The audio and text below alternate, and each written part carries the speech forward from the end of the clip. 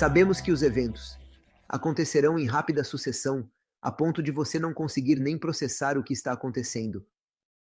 Sabemos também que os eventos não acontecerão de uma maneira normal, mas será como o trabalho de parto, basicamente. Vai ser cada vez mais intenso e mais frequente, e a dor vai continuar aumentando a ponto de as pessoas perderem a razão. Elas vão desespero total. As pessoas desmaiarão, diz a Bíblia. As pessoas basicamente ficarão deprimidas ou enlouquecerão. Isto é apenas o começo da dor. Se eu tivesse conversado com alguém há cerca de 2 meses e tivesse dito: Ei, eles podem te fechar em casa e você não pode viajar. Se você viajar, será preso. Eles podem fechar as lojas e você não pode comprar e não pode vender. As pessoas teriam dito que você está louco. Isso não pode acontecer. Olhamos ao nosso redor e vemos que é possível. Na Itália, se você sair de casa, você é preso. Na Rússia, você é preso. Em muitos países, você recebe uma grande multa. Neste momento, podemos ver isso acontecendo. As coisas podem piorar da noite para o dia. As coisas podem mudar da noite para o dia. Muito em breve, as profecias da Bíblia serão cumpridas. Muito em breve, as pessoas não poderão comprar nem vender. Muito em breve, iremos para os eventos finais. Não estou dizendo que este é o fim, que este é o evento final. Isso é apenas um aviso. Mas os eventos finais não estão longe. Jesus está voltando mais cedo do que pensamos. E assim, dizendo isso a cada vez na história, antes de qualquer evento, Deus avisa seu povo. Antes da Babilônia, antes da crise de Ester, Deus os avisou através de Zorobabel, através de Esdras, de qualquer forma, Deus os avisou para deixar a Babilônia, e aqueles que não saíram tiveram que enfrentar a crise de Ester, basicamente, quando o decreto era para matar todos os judeus. Antes de Jerusalém, Jesus os avisou: quando vocês virem os exércitos, precisam deixar Jerusalém, e aqueles que saíram foram salvos, aqueles que não saíram pereceram. Mesmo no final, Deus não faz nada sem contar a seus servos, sem revelar seus segredos, sem avisar seu povo em seu amor. Deus geralmente envia avisos. Ele sempre nos fazia saber que precisamos levar isso a sério. Na minha opinião, este é um aviso muito sério. Jesus está tentando nos acordar porque estamos dormindo.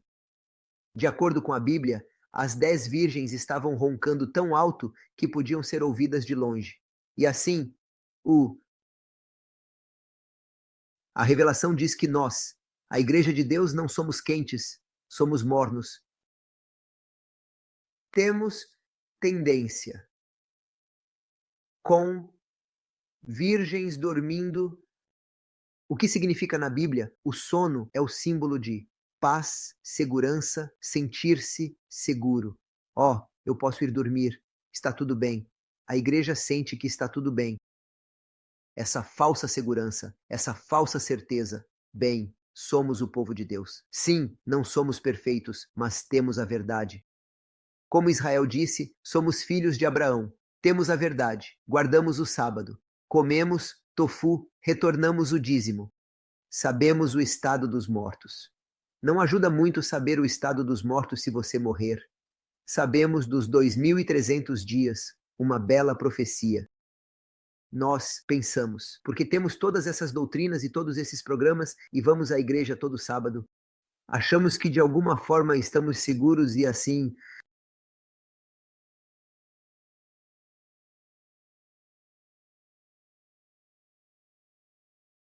Alguém me silenciou novamente. Deus está tentando nos dar um aviso para acordar, levar a sério e nos preparar. Você não se prepara para o exame final. Se você está na escola de medicina, não se prepara para o exame final na noite anterior. Você deve se preparar com bastante antecedência. Não podemos esperar até que a crise final comece e nos preparar. Vai ser tarde demais. Deus nos dá um aviso para acordar. Agora é a hora. Agora é a hora de se preparar. Agora, não amanhã. Agora é a hora. E assim, aqueles que levam isso a sério serão salvos. Os outros, eles vão se surpreender. Vai ser tarde demais para eles. Se você olhar ao redor, todos esses eventos vão piorar cada vez mais. Vai parecer um pouco melhor e então um evento maior. E então vai parecer um pouco melhor. E então haverá mais deles. E todos eles estariam, basicamente, levando ao clímax. Vou dar um exemplo antes de começarmos. Minha esposa tinha um negócio, na verdade por muitos anos, em Wisconsin, em Kentucky, por muitos anos, para cuidar de veteranos de guerra, pessoas que vinham da guerra e estavam sem uma perna ou uma mão, ou algo aconteceu, uma granada explodiu. Eles vinham da guerra e não conseguiam funcionar adequadamente. E levou alguns meses até que eles pudessem se reintegrar à sociedade. E durante esses meses, eles foram colocados em algum lugar, em alguma casa de repouso. E havia casas de repouso privadas. E minha esposa possuía uma casa de repouso muito pequena, basicamente só. Poderíamos ter uma maior, mas minha esposa não queria que houvesse tanto estresse com tantos soldados. E ela preferia ter apenas alguns deles. E ela cuidava deles. Bem, o governo enviaria as inspeções para garantir que os veteranos de guerra fossem bem tratados. E eles vinham uma vez por mês e anunciavam: estamos vindo na terça-feira.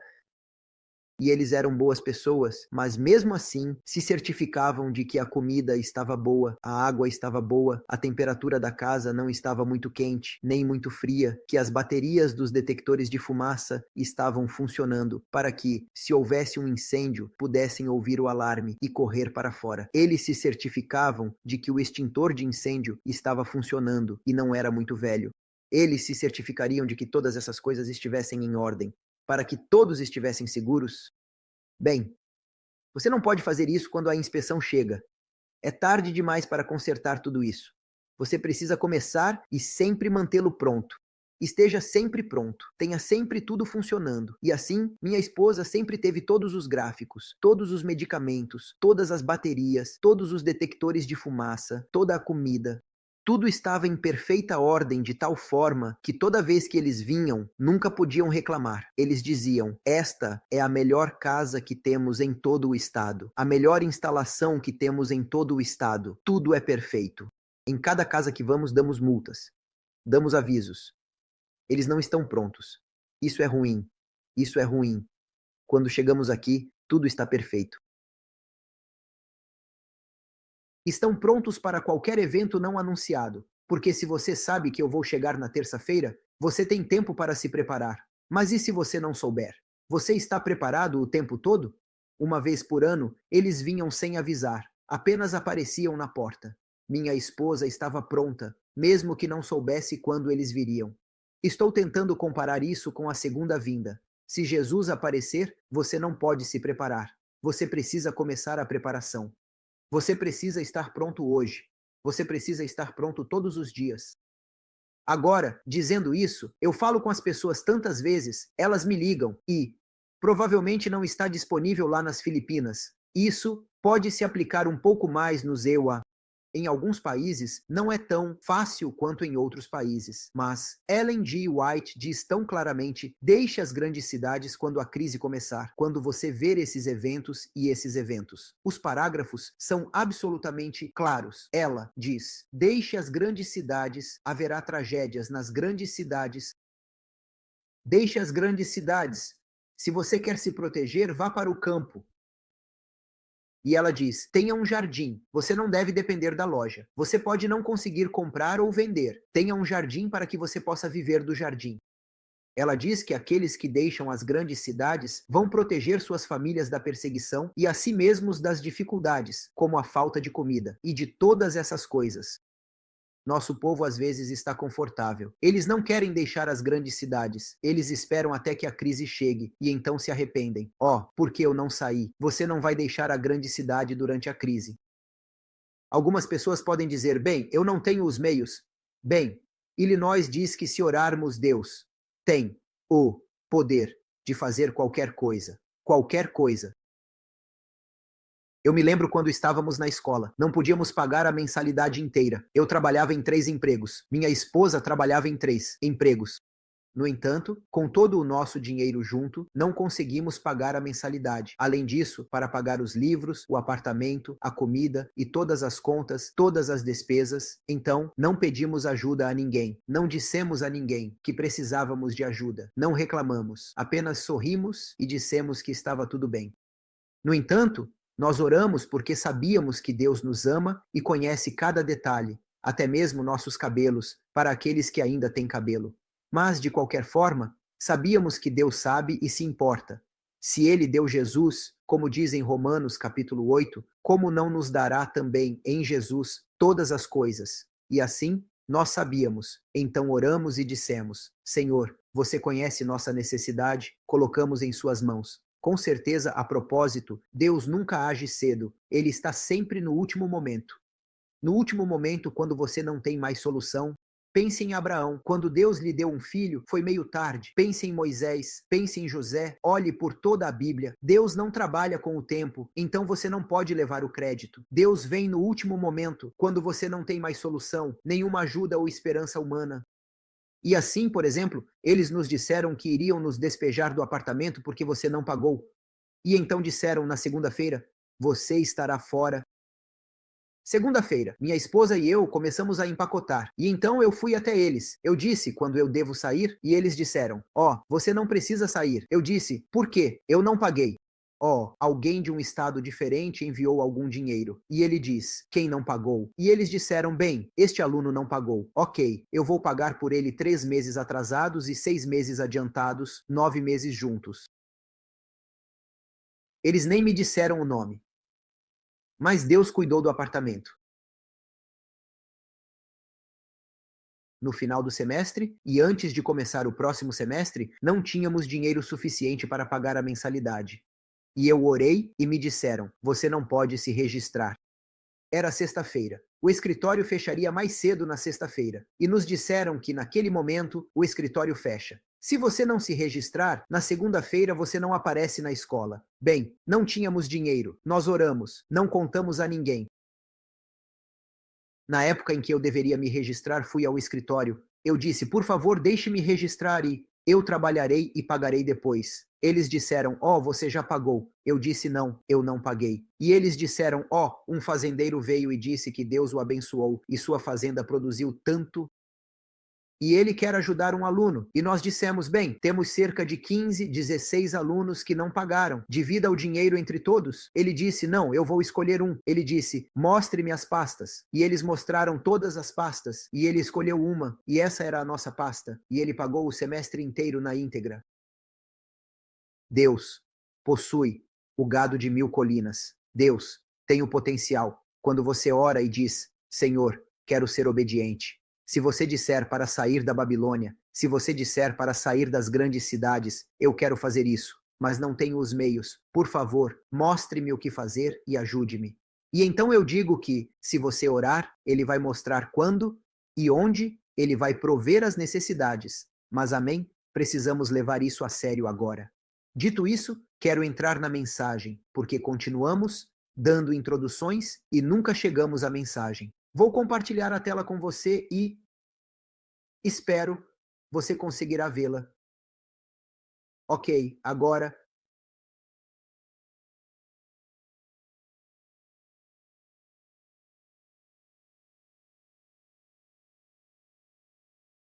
você consegue ver agora. Apenas acene com a cabeça. Se você conseguir ver o PowerPoint. Ok, ok, vamos ver. Deixe-me pensar um pouco, um momento.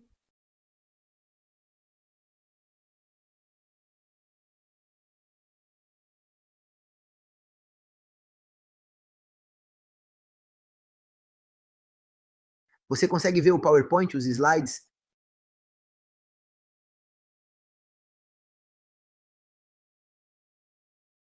Não sei se você consegue ver o slide. Ele diz: agora é a parte do tempo. Não mostra nada. Não mostra nada. Eu não sei como fazer isso. Compartilhar tela, PowerPoint, compartilhar. E agora, sim, sim, maravilhoso. Louvado seja o Senhor. Ok, vamos continuar. Então, no capítulo 10 de Mateus, Jesus está falando com os discípulos e diz: Vá primeiro às ovelhas perdidas de Israel. Estou perguntando a vocês por que devemos primeiro falar com nossos membros, porque temos a tendência de pregar para o mundo. Mas precisamos lembrar que quando Jesus veio pela primeira vez, os discípulos achavam que estavam bem. No entanto, a compreensão deles estava totalmente errada. Basicamente, eles pensavam que Jesus viria para libertá-los dos romanos. Todos eles, toda a nação, pensavam que Jesus os ajudaria com sua dor, sua doença, seu trabalho, seu casamento e tudo isso, necessidades temporárias. E eles os libertariam dos romanos. E Jesus não veio para isso. E eles estavam basicamente cegos. Mesmo quando Jesus falava com eles sobre sacrifício, eles ainda não entendiam. Essa é a razão pela qual, quando Jesus foi crucificado, foi um choque tão grande para eles, porque estavam totalmente cegos para sua mensagem. Pode ser que estejamos tão focados em outras coisas que, enquanto pensamos que estamos bem e entendemos, pode ser que não estejamos prontos. Pode ser que estejamos totalmente cegos para os sinais ao nosso redor e para a maneira como devemos nos preparar e para o trabalho que devemos fazer. Basicamente, essa é a razão pela qual Jesus diz para falar primeiro com as ovelhas perdidas de Israel. Elas precisam acordar, elas precisam se preparar, eles precisam ter um relacionamento pessoal comigo. Qual é o benefício de ir à igreja? Se você não conhece Jesus, devemos ir à igreja, não me entenda mal. Qual é o benefício de estudar a Bíblia se você não conhece Jesus? Se você faz isso apenas como um dever, todo dia 3 capítulos. Ok, cumpri meu dever, devemos estudar a Bíblia. Qual é o benefício de guardar o sábado se você não conhece Jesus? Os fariseus guardavam o sábado. Não me entenda mal, devemos guardar o sábado. Mas se você guarda o sábado apenas como uma forma e não tem um relacionamento pessoal com Deus, isso não ajuda. Porque a vida eterna é conhecer a Deus, ter um relacionamento pessoal com Ele. Essa é a razão pela qual, quando Jesus vier, Ele não vai dizer: ó, você guardou o sábado. Ele vai dizer: você fez isso por mim e fez aquilo por mim. E eles dirão: Senhor, fomos à igreja, guardamos o sábado, fizemos evangelismo, cantamos no coro, mas ele diz: eu não conheço vocês. Vocês fizeram isso, mas não tinham relacionamento comigo. Basicamente, todas essas coisas não fazem diferença se não o conhecemos pessoalmente. E precisamos acordar e precisamos nos preparar. E a preparação acontece de muitas maneiras. Uma delas é uma vida de oração.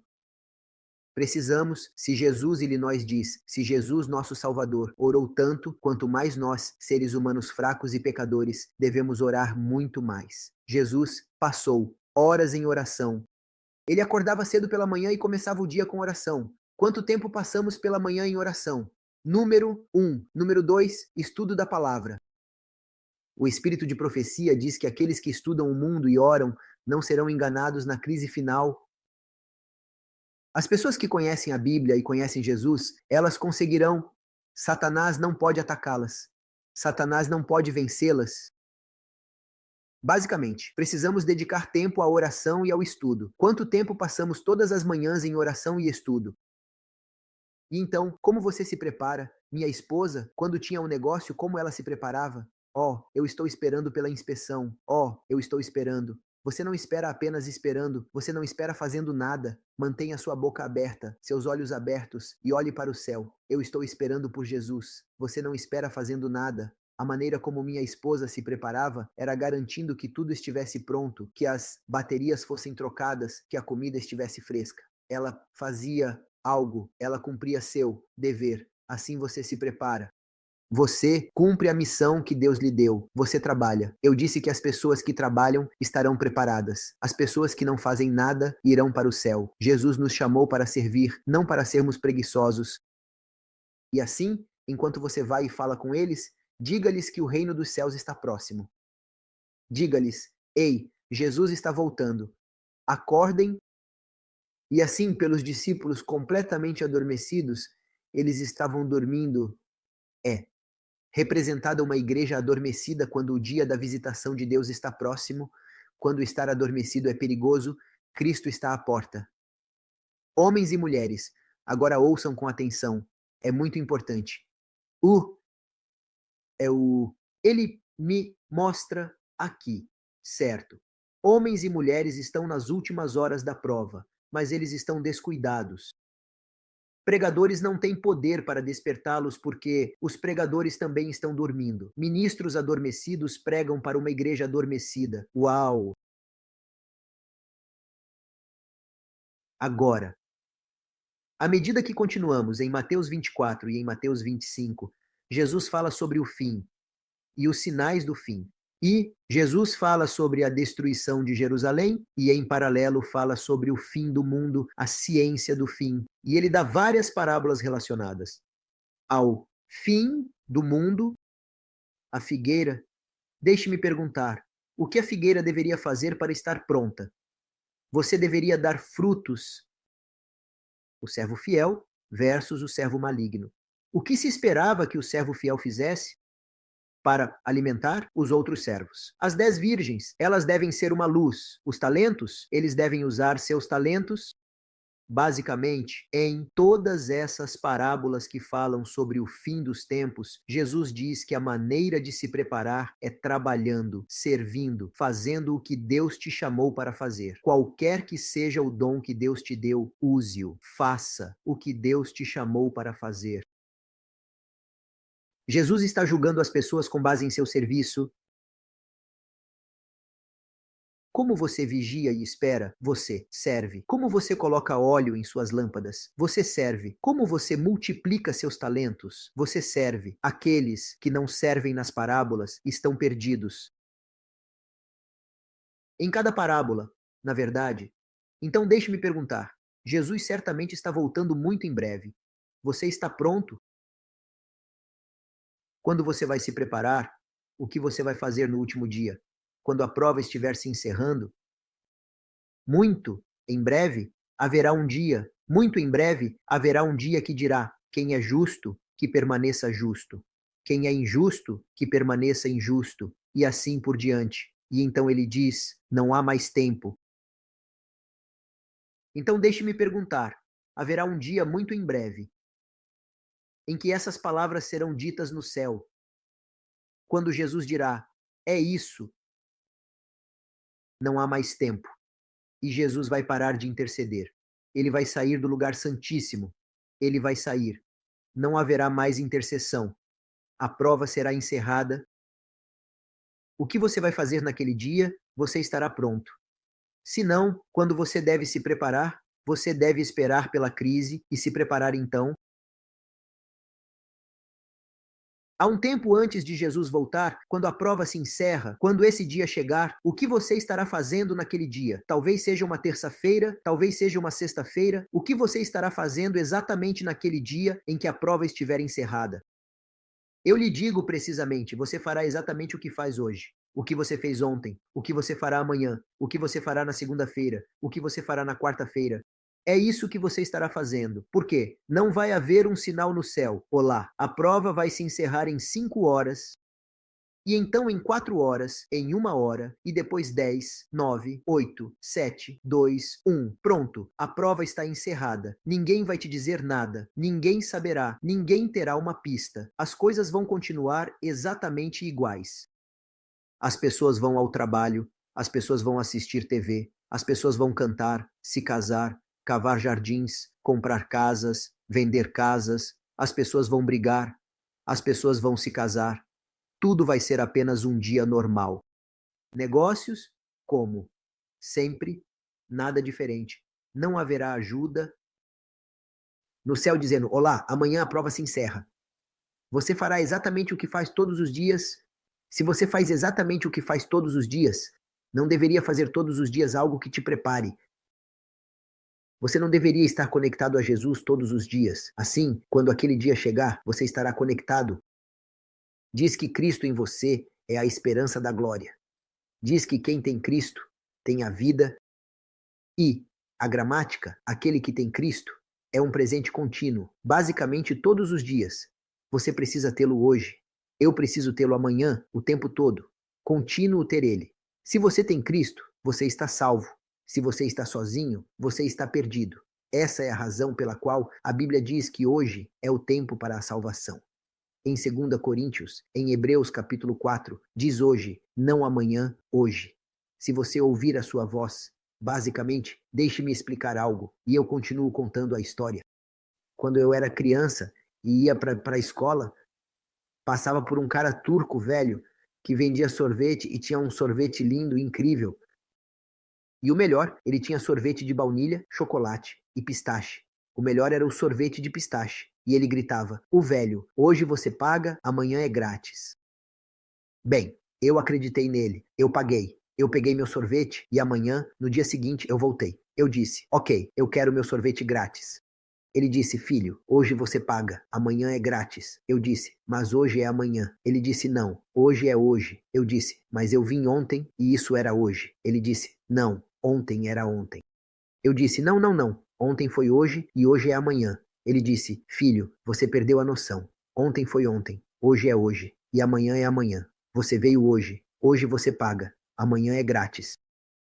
Eu paguei novamente. Eu vim no dia seguinte. Ok, posso pegar meu sorvete grátis. Ele disse: "Não, você veio hoje novamente. Você precisa vir amanhã." Eu disse ao homem: "Quando é amanhã?" E ele me respondeu: "Amanhã nunca chega, pessoal. Se vocês não se prepararem hoje, não estarão preparados amanhã. Se vocês realmente querem se preparar, por que não fazem isso hoje? Se eu digo que quero, mas amanhã, isso significa que você não quer. Ó, eu vou me preparar, mas amanhã você quer fazer isso? Faça agora, comece agora. Comece a orar, comece a estudar a Bíblia, comece todos os dias. Alguém está brincando com a minha tela. Alguém está pintando na minha tela. Se você quer começar, precisa fazer isso hoje, agora mesmo. Basicamente, você precisa começar a orar todos os dias, começando hoje. Você precisa começar a estudar todos os dias, começando hoje. Agora, deixe-me explicar uma coisa. Diz: assim como foi nos dias de Noé, assim será quando o Filho do Homem vier. Eles estavam comendo, bebendo, casando-se, até que Noé entrou na arca. Assim como foi nos dias de Ló, comiam e estavam bebendo e comprando e vendendo e plantando e construindo e se casando. Então, deixe-me te perguntar uma coisa. É errado comer. É errado se casar.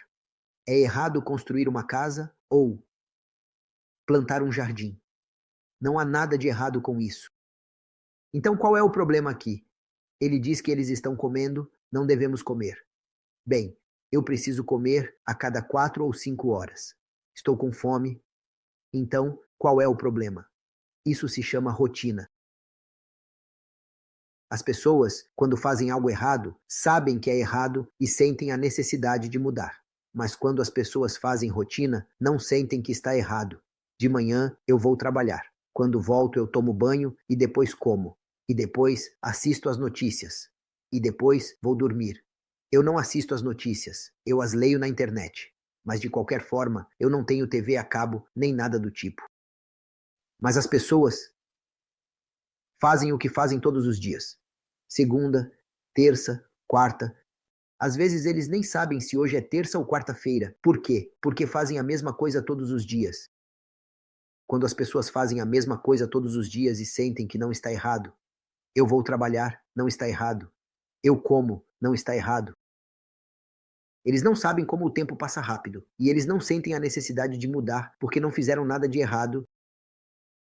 E eles ficarão muito surpresos que o fim vem sobre eles e eles não estão prontos. Deus quer que saíamos da rotina, porque quando você passa pela rotina, os dias devem passar tão rápido. É janeiro e depois é maio e depois é dezembro. É Natal novamente. E os anos passam tão rápido porque você faz todos os dias a mesma coisa. Deus quer que saíamos da rotina e levemos isso a sério. Jesus está voltando. É hora de parar a rotina. É hora de fazer uma mudança em nossa programação. É hora de pensar que se é importante comer, é importante ir à escola, é importante ir ao trabalho. Quanto mais importante é se preparar. Precisamos sair da nossa rotina e fazer da oração, do estudo e do serviço a Jesus uma prioridade. E assim, alguém está brincando com a minha tela, e isso é muito distrativo. E então, o que aconteceu? O mesmo vai acontecer quando Jesus voltar, como nos dias de Noé. O que aconteceu nos dias de Noé? Vamos pensar sobre isso por um segundo. Noé disse a eles que haveria um dilúvio. Agora pense nisso. Todo mundo zombava dele porque nunca havia chovido antes. Então todos diziam: Você está louco. Imagine se você fosse Noé. Alguém pode consertar isso? Eles colocaram uma linha na minha tela. É extremamente difícil, estou tentando ver como fazer isso, não sei como consertar. Não tenho como consertar.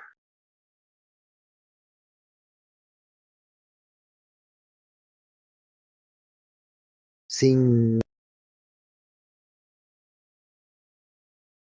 Imagine, se você fosse Noé, o que sua igreja diria? Nosso pastor perdeu a cabeça. Eles chamariam a conferência e te demitiriam. Imagine o que sua família diria. Cara, em que você está gastando o dinheiro do seu tempo? Quero dizer, ei, você trabalha para o barco. Para que serve o barco? Chuva. O que é chuva? Água do céu. Você está louco. E ele não passou 100 ou um mês, 120 anos. Quem teria tanta paciência para esperar alguém construir um barco quando nunca houve água? Além disso, uma inundação para cobrir toda a terra. Isso era loucura. O mesmo acontece hoje. Quando você diz às pessoas que precisa se preparar, elas dirão: Você está louco. Sim, sim, sim, nós vamos à igreja, amamos Jesus, mas as pessoas não levam isso a sério. As pessoas não saem das cidades, as pessoas não fazem disso uma prioridade de vida ou morte.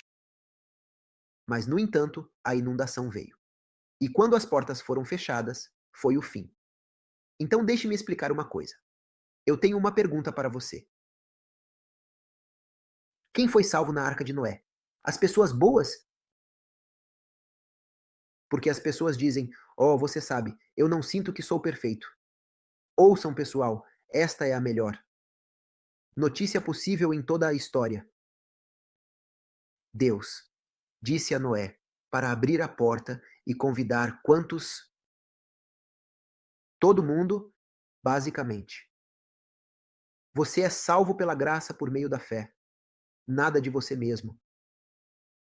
Isso é simplesmente inacreditável. Noé disse a todos: Entrem. Imagine, até o último pecador, se aceitasse entrar. Teria sido salvo. O mesmo agora. Jesus diz: Ei, você precisa se preparar. E se você me aceitar em seu coração, você será salvo. Senhor, não sou perfeito. Pessoas me chamam e dizem: Pastor, estou orando todas as manhãs. Estou estudando, mas não sou perfeito. Digo: Como você sabe? Bem, é assim que me sinto. Eu disse: Não é da sua conta. Deus não te disse que só se você for perfeito, ele te salvará. Jesus te disse que se Cristo está em você, você tem a esperança da glória. Basicamente, neste crescimento espiritual, não importa se você está aqui, ou aqui, ou aqui, ou aqui, onde quer que você esteja.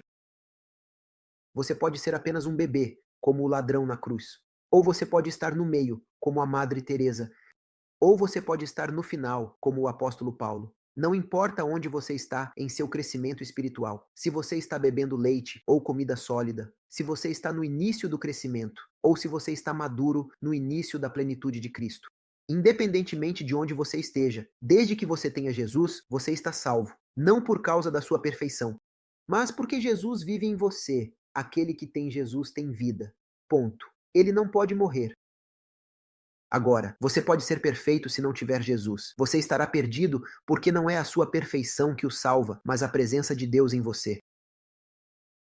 Portanto, aquele que invocar o nome do Senhor será salvo. Se você continuar chamando a presença de Deus todos os dias, você será salvo. E assim, voltando à história. Aqueles que entram na arca são salvos. O ladrão na cruz diz: Senhor, eu sou um pecador, tenha misericórdia de mim.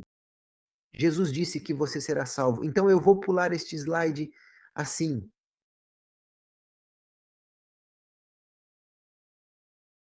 Ok. Em breve, o período de prova chegará ao fim naquele dia. Não haverá mais mudanças. No entanto, ninguém saberá que aquele dia será um dia normal como qualquer outro dia. As coisas que você faz hoje e todos os dias são as Coisas que você fará naquele dia. Já falamos sobre como era, você sabe, o nosso tempo.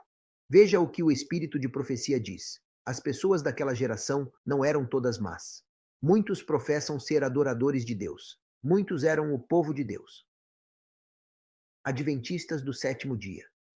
Eles iam à igreja, mas, quando Deus lhes disse que precisavam se preparar hoje, eles disseram: Você sabe, eu farei isso. Mas não agora, amanhã. E ao rejeitar hoje, e procrastinar, e procrastinar, e procrastinar, e procrastinar, novamente e novamente, você se torna cego ao chamado do Espírito Santo quando rejeita o Espírito Santo e procrastina uma, duas e três vezes. Você se torna insensível à voz do Espírito Santo a ponto de não ouvir mais a voz. E, eventualmente, não estará preparado. Você ficará surpreso. Eles manifestaram contentamento com o aviso, mas como você manifesta contentamento? Fazendo o que fez antes. Basicamente, quando você faz agora o que fazia antes e Deus te diz: é hora de acordar, levar a sério, não brincar com o Espírito Santo. É hora de acordar.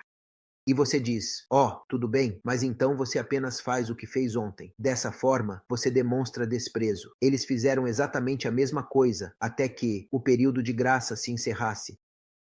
Agora, Noé os chamou para um último apelo solene. Por favor, vocês precisam se preparar. Vocês precisam entrar. Os animais obedecem ao comando de Deus e seu povo não. Eles endureceram seus corações por meio da rejeição persistente, da procrastinação, do adiamento. Eles endureceram seus corações. Você vai à igreja, ouve um sermão e o Espírito Santo move seu coração. Você lê a Bíblia, você ora, algo acontece em sua vida e o Espírito Santo move seu coração e você sente que Deus está chamando você para tomar uma decisão. Quando Deus está fazendo isso, nesse momento, tome uma decisão. Porque se você adiar, em poucos dias, você vai perder essa motivação. Dizemos na Romênia que você precisa bater no ferro. Enquanto ele está vermelho, quando o ferro está frio, não há razão para batê-lo mais. Basicamente, você precisa agir. Quando o Espírito Santo chama, você precisa trabalhar nisso. Se Deus diz, comece a orar hoje, comece a orar hoje. Se Deus diz, comece a estudar hoje, comece a estudar hoje. Se Deus diz, comece a servir hoje, comece a servir hoje. E confie que Deus proverá. Busque-o. Busque primeiro o seu reino. E confie no Senhor, que Ele proverá todas as outras coisas. Se você não fizer isso agora, você se tornará insensível à voz do Espírito Santo, cego, paralisado, e você nunca fará isso. Você estará cego. Basicamente, nada vai impressioná-lo. As pessoas dizem: bem, quando vermos os eventos, então nos preparamos. Você não verá nenhum evento, porque os eventos não acontecem de repente. Eles ocorrem em progressão. Basicamente, não é que não tenhamos tornados, furacões ou terremotos. Sem doenças, sem pestilências, sem incêndios, sem crises econômicas, nada e instantaneamente. Tudo vem. Não, não, não, não é assim. Você teve um terremoto há 100 anos, um terremoto por ano, digamos, e então, após 10 anos, você teve 5 por ano, e depois de mais 10 anos, você tem 50 por ano, e então você tem 100 terremotos por ano, e então você tem 10 terremotos por dia, e então você tem 50 por dia, e depois você tem 300 terremotos a cada hora, ou qualquer que seja o número. Eles não crescem instantaneamente, mas gradualmente, continuamente. E leva tempo. Ao longo de mais de 50 anos, eles começam sem terremotos. Ou, ao longo de mais de 100 anos, a ter muitos terremotos. Mas eles crescem tão lentamente, a ponto de as pessoas não perceberem a mudança. As pessoas se acostumam com terremotos, as pessoas se acostumam com tornados, as pessoas se acostumam com incêndios, as pessoas se acostumam com o terrorismo, as pessoas se acostumam com crises econômicas, as pessoas se acostumam com pestilências e, eventualmente, o que acontece? Não vemos os sinais, achamos que é normal. Alguém destacou novamente meus slides. Eu gostaria que deixassem isso em paz. Por favor, não mexa na tela dos slides. As pessoas se acostumam com os eventos e não os veem como sinais do fim. Elas os veem como normais. Basicamente, é normal ter tornados. E eles não percebem que tudo tem crescido em intensidade a ponto de chegarmos ao fim. Portanto, as pessoas não veem os sinais. Os sinais estão ao nosso redor, mas nos acostumamos com os sinais e nem percebemos que esses são os sinais. Agora, passando para o próximo. A porta estava aberta para qualquer um que quisesse entrar. Ninguém tinha uma desculpa de que pereceu. A salvação é possível para qualquer um. As pessoas que aceitam Jesus e invocam a presença de Jesus todos os dias não têm chance de se perder. E as pessoas que rejeitam Jesus ou procrastinam não têm chance de serem salvas. Vai ser exatamente como esta história. É muito simples. Este é o Monte Helens, no estado de Washington, e eles tiveram um terremoto. E as pessoas da sismologia foram lá e mediram a pressão no vulcão e disseram: "Uau, tem tanta pressão, vai entrar em erupção muito em breve. Precisamos nos afastar da montanha porque todos ao redor vão ser mortos." E então o terremoto parou. E eles disseram: "Sim, sim, sim, vamos nos afastar do monte. Mas primeiro, eu preciso vender a casa porque não quero perder o dinheiro. Quero dizer, trabalhei por esta casa durante 30 anos. Mas para vender a casa, eu preciso pintar a casa porque quero ganhar mais dinheiro. E eu quero consertar as janelas e as portas." E quando você pinta a casa e conserta as janelas e não há mais terremotos por 3 meses, você diz: "Sabe de uma coisa? Foi apenas um falso alarme. Não haverá erupção." E então, 6 meses depois, outro terremoto. Uau, todo mundo está com medo. Precisamos vender a casa, precisamos nos mudar, precisamos evacuar. Mas, novamente, não houve mais terremotos. E eles basicamente não se afastaram da montanha. E as pessoas, quando o próximo terremoto veio, se eles tivessem saído, naquele momento, teriam sido salvos. Mas eles disseram: "Vou sair amanhã." E então, amanhã, eles dizem: "Bem, não vou apenas abandonar minha casa, meu carro e tudo mais. Preciso vender a casa." E as pessoas que procrastinam nunca se mudam até que um dia. A questão é que os terremotos começaram a ocorrer com mais frequência a cada mês, a cada 2 semanas e a cada semana. E as pessoas se acostumaram com os terremotos. Eles disseram: "É normal. Vivemos perto do vulcão. Terremotos são normais." Um dia, ele entrou em erupção. Quando o vulcão entrou em erupção, o topo da montanha foi lançado ao céu.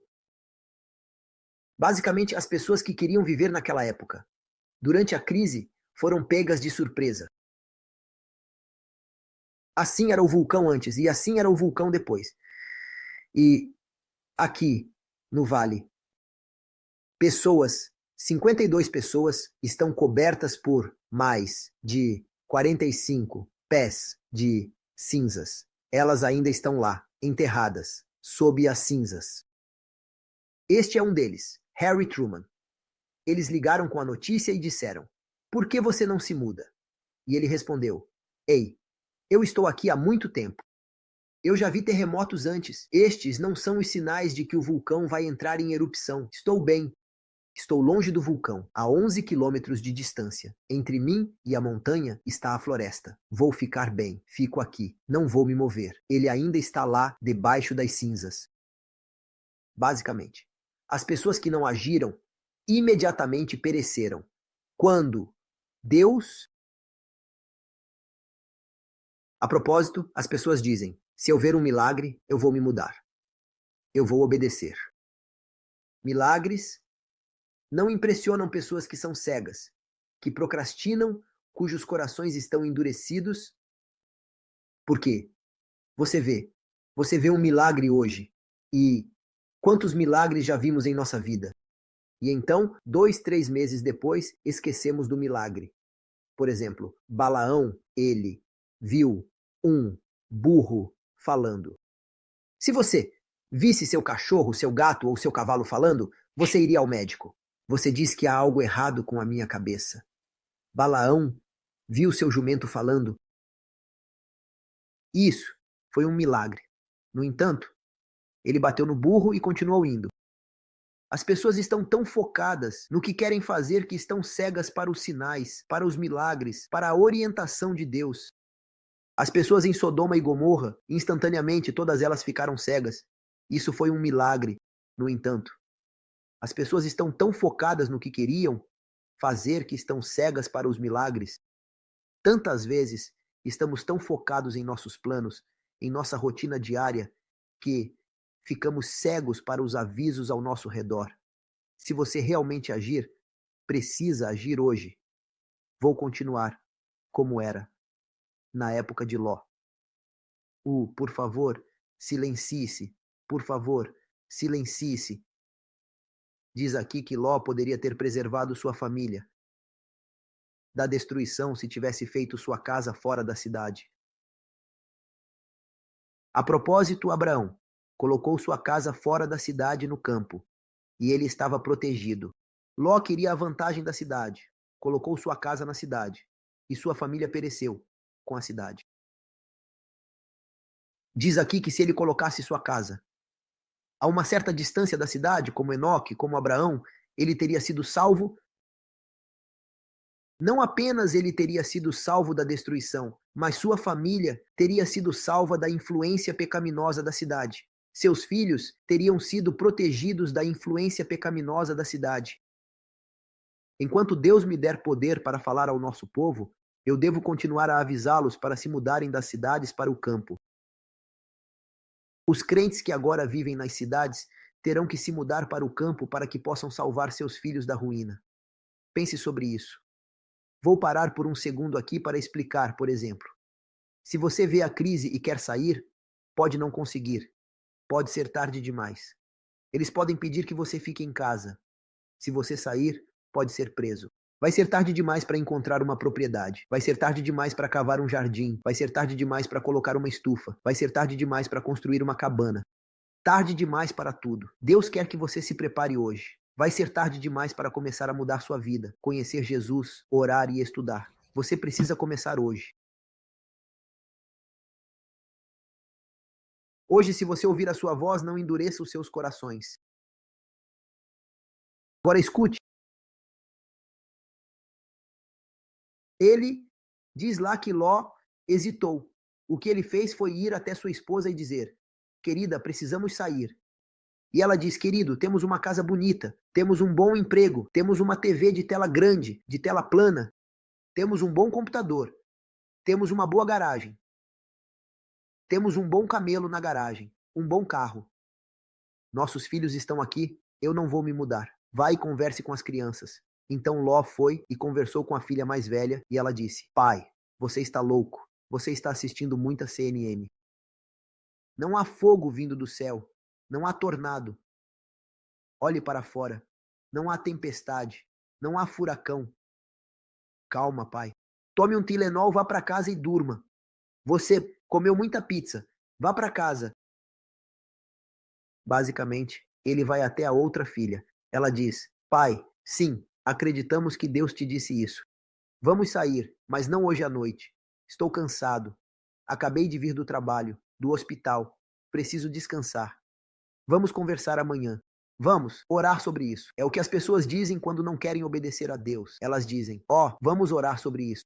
Não há nada para orar. Se Deus disse para você sair, deixe-me orar e pensar. Saia. Se Deus disse para você guardar o sábado, deixe-me orar sobre isso. Não há nada para orar sobre isso. Quando Deus lhe diz para fazer algo, faça. Você quer orar para conhecer a Deus? Você quer orar para ter um relacionamento com Deus, mas não se deve obedecer a Deus ou não? Mas Deus foi, enquanto Ló estava hesitando e conversando. Deus é tão misericordioso que os anjos o pegaram pela mão e o tiraram da cidade. Isso é maravilhoso. Agora vamos pensar sobre isso. As pessoas estão tão conectadas ao que fazem que têm dificuldade em fazer uma mudança. Mas a Bíblia diz: onde está o seu coração? Onde está o seu tesouro? É aí que está o seu coração. Se o seu tesouro está em Jesus, na oração, no estudo e no serviço, seu coração estará lá Mas se o seu coração não está lá, isso significa que você está focando em outras coisas e precisa mudar seu foco. E você pode se perguntar: como vou prover para tudo? Deus proverá. Ele cuidará de tudo. Eu me lembro especificamente que durante quando eu estava no exército, durante o exército, eles deixa eu apenas parar de compartilhar. Ok. Quando eu estava no exército, foi durante o comunismo e não éramos autorizados a ir à igreja durante o exército, não éramos autorizados a ter Bíblias, não éramos autorizados a orar. E minha namorada, que agora é minha esposa, estava me enviando cartas longas, cartas de 14, 15, 16 páginas. E na carta ela escrevia um monte de bobagens, um monte de coisas estúpidas, besteiras. Ó, isso é o que eu cozinhei e isso é o que eu coloquei. E eu coloquei tanto salsinha, e eu coloquei tanto sal, e eu coloquei tanto feijão, e eu coloquei tanto. E assim foi o jogo, e assim é a notícia. E ela escrevia um monte de bobagens. E embora ela escreva muito bem, ela faria o possível para escrever ruim, de modo que você mal consiga entender por que ela faria isso. Tudo era censurado. Eles liam cada carta para garantir que o nada está errado na carta contra o governo, contra o regime comunista, sobre questões religiosas. Eles censuravam e verificavam tudo. E eles liam uma página, duas, três, e então se cansavam de ler bobagens sobre culinária, sobre o jogo, e assim eles desistiam de ler. E em algum lugar perto do final da carta, se a carta tivesse 15 páginas, em algum lugar na página 8, 9 ou 10, deveria colocar um pequeno parágrafo do espírito de profecia e alguns versículos da Bíblia. E eu pegava uma tesoura e cortava, eu tirava o parágrafo e jogava o resto da carta fora.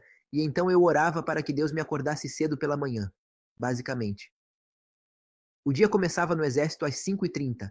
Eu orei para que Deus realmente às 6h30 me acordasse mais cedo e que Deus me acordasse por volta das 4h ou 5h, mas era contra a lei estudar a Bíblia. Então, o que eu fiz foi que eu tinha esses pequenos bilhetes da minha esposa e os tinha no meu casaco. Eu abri a parte de trás do casaco e os escondi lá dentro. E então eu tinha uma pequena lanterna e eu me deitava na cama, debaixo do cobertor, com uma pequena lanterna e debaixo do cobertor na minha cama, lia aquelas notas da minha namorada, lia as citações, lia os versículos da Bíblia. E então, debaixo do cobertor, eu orava, e depois que eu tivesse meu devocional com Deus, eu oraria. Naquele dia, eu seria uma luz e representaria Deus adequadamente para aquelas pessoas que não tinham um Deus. E depois que terminei de orar e passar um tempo com Jesus, eu me vestia. E quando o alarme tocava por volta das 6 ou a qualquer hora, eu estava pronto. Eu tive meu tempo com Jesus. Bem, eu sempre orava: Senhor, ajude-me a estar pronto. Quando o dia começa, ajude-me a estar pronto. E quanto mais tempo eu passava com Jesus, mais eu começava a sentir sua presença e sua voz. E Deus me impressionava, falava para isso, falava para aquilo. E numa noite eu disse à noite: Senhor, me acorde sempre que souber que eu preciso acordar para estar pronto. E Deus me acordou às tarde 2 da manhã. Eu disse: Senhor, você está brincando, você está me zoando. 2 da manhã, vamos lá, estou cansado.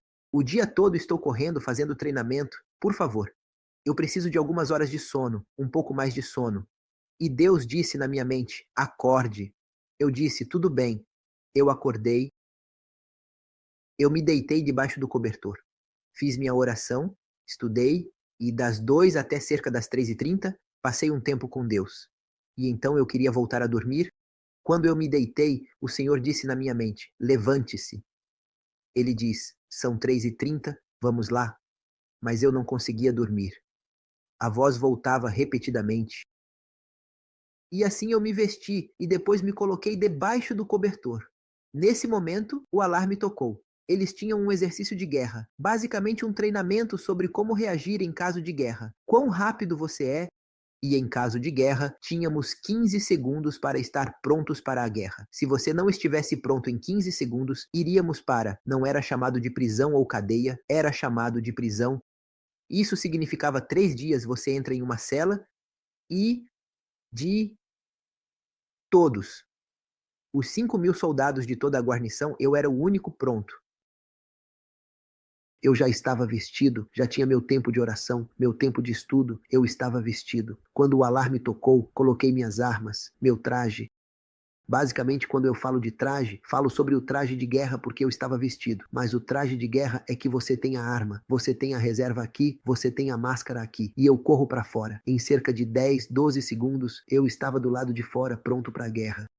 O capitão estava lá. Ele diz: onde estão os outros? Eles foram para dentro. Estão como dormindo, batendo. Cabeças se chocando umas contra as outras. Sem saber onde está meu pijama, onde está minha arma, e assim todos foram punidos, exceto eu. E eles me perguntaram como você pode ser tão rápido. Como você se levantou e se vestiu pronto para a guerra em cerca de 12 segundos. E eu lhes disse: ei, eu ando com Deus, Ele fala comigo, eu falo com Ele. Todos os dias eu ando em Sua presença, e Deus me diz quando eu preciso me preparar, e Deus me acorda.